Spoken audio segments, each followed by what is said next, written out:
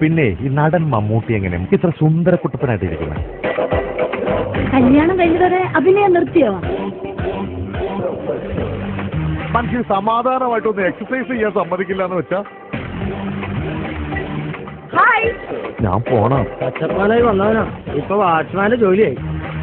രൂപ 5 ലക്ഷം മുടക്കിയിട്ടാ തലയിൽ മുടിയായിട്ടിരിക്കുന്നത്. ഇത് ചേച്ചിയുടെ മുടിയല്ല. എന്നും ഈ സാമ്പാർ കൂട്ടി ഊണ് കഴിക്കാൻ താല്പര്യം ഉണ്ടാവോ? അച്ഛൻ പ്രൊഫസറാണെന്ന് പറഞ്ഞിട്ട് എന്താ കാര്യം? 4 ലക്ഷം പഠിപ്പിക്കണമെങ്കിൽ ഞാൻ വേണം. അച്ചോ, ഇങ്ങനെയുള്ള ആളുകളെ പ്രൊഫസർ ആണെന്ന് പറഞ്ഞ് വെച്ചോണ്ടിരിക്കരുത്.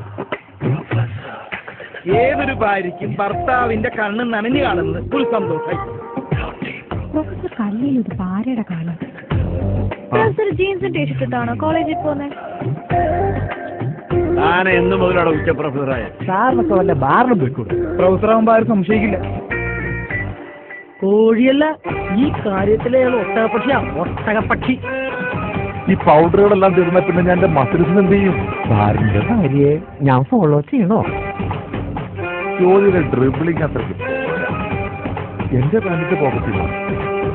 ഞാൻ അഡ്വക്കേറ്റ് സണ്ണി ജോസഫ്. ഞാൻ പറഞ്ഞ 6 പാക്കിന്റെ കാര്യം എപ്പോ നടത്താൻ പറ്റും? അതിന് അവളൊരു തുടർക്കഥ തുടരരുത്, അവസാനിക്കും. കാർത്തിക എന്തെങ്കിലും കടുങ്ങൾ കാണിച്ച എല്ലാം നിങ്ങളുടെ കയ്യിലിട്ടു. ഇതെങ്ങാനും അറിഞ്ഞാൽ പിന്നെ ജീവിച്ചിരുന്നിട്ട് കാര്യമില്ല. ഞാൻ ഈ വീട്ടിൽ നിന്ന് ഇറങ്ങണോ അതോ നിങ്ങൾ ഈ മുറി വിട്ട് പുറത്തു പോകണോ? എനിക്ക് എന്റെ കുടുംബജീവിതം വലുത്. നിങ്ങളായിട്ട് അത് നശിപ്പിക്കരുത്. അവളും അവളുടെ തള്ളയും സീരിയലും കുറെ മറ്റവന്മാരും. നിങ്ങൾക്കൊരിക്കലും ഒരു നല്ല ഭർത്താവാകാൻ പറ്റില്ല.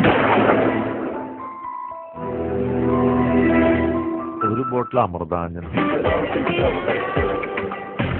പിള്ളേർക്ക് പരീക്ഷയ്ക്ക് ഫുൾ മാർക്ക് കിട്ടാൻ സിനിമ കണ്ടാൽ മതിയല്ലോ.